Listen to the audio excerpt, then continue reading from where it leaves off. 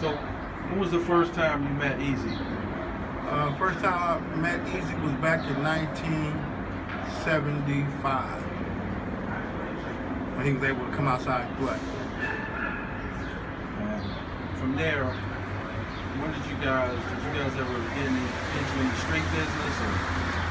Yeah, Eric, Eric was really, he was a non-violent guy. He was very smart and articulate because at that time, in the 70s and 74, 75, we were like really young, active gang members, you know what I mean?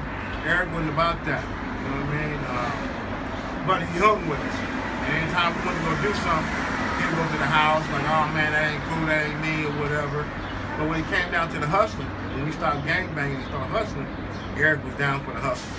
You know, he was down for it if it made sense. He wasn't the drug dealer, because back then we used to steal cars, burglaries was our thing. We would do burglaries because we lived at the end. We lived at the back end of Compton on Greenleaf. Greenleaf went into Long Beach.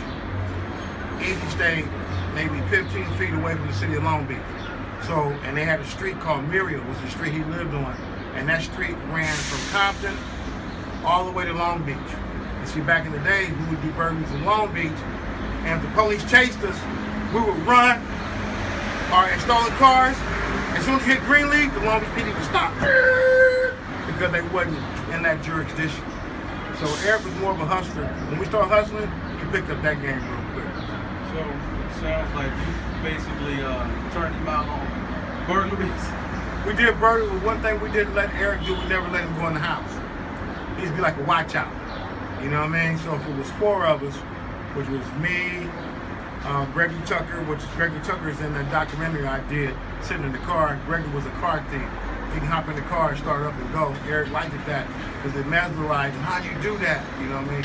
Eric was an innovator. At a young age, he was always curious on how you did things. He was curious on how you know nobody ain't home in that house. You know what I mean? So, because I was a couple years older than Eric. I know I was a couple years older than Eric. So we was always advanced. So I remember one story, we did a burglary, and I did it maybe before that. There was some new people who moved to our house on Caress, and I broke in their house the next day after they moved in and went to work. And I didn't have a car, I have nothing, so I went around to Eric's house and said, Eric, let me use your car. He had a maroon 72 glass house with a white vinyl top. And he's like, for what? I said, come on, let me use your car, man. We did a burglary, we gotta get the TVs out. Oh, no, let me go, I drive, you know.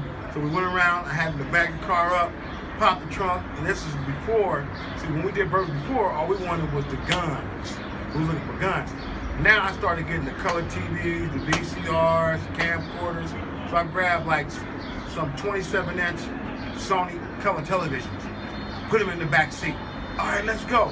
So he's driving, and he looked and said, man, let me buy them TVs. All right, for what? I give it to my mom. I said, Eric, no, we don't take stolen TVs to the house. We dump them, make the money, go buy your mom's a brand new TV in the box. But he was that kind of guy. Like, you ain't gonna take it away, I'll buy him. You know what I mean? But he was cool like that. But we would never jeopardize Eric in that fashion because he was a little younger than us.